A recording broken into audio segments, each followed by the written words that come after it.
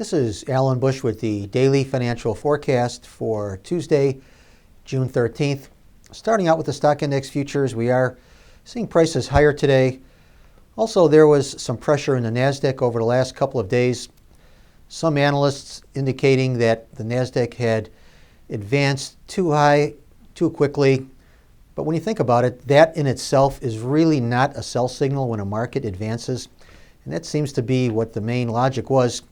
So our feeling is that once the Fed meeting is out of the way, and of course the meeting is today and tomorrow from the FOMC, that we will see a new leg up for stock index futures, including the NASDAQ. Also, we would expect new historical highs for all of the major indices, including the NASDAQ.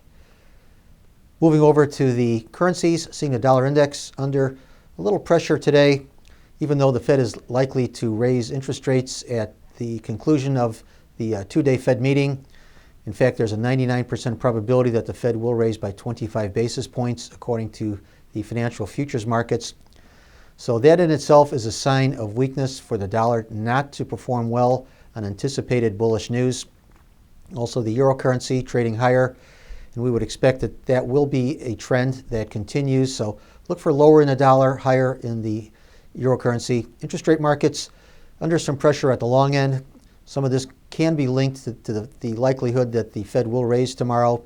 Also, we have some pressure from the bond market, the cash bonds, as the Treasury is auctioning 30-year bonds today.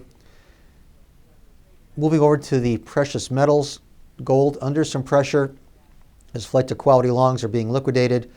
Longer term, though, we feel that the main trend is higher, and once the Fed meeting is out of the way, I think the bull market can resume.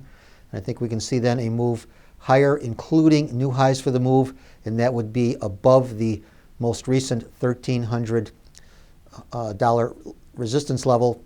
So good trading, everyone. And once again, remember, these are my opinions alone and are not the opinions of ADMIS or Archer Daniels Midland.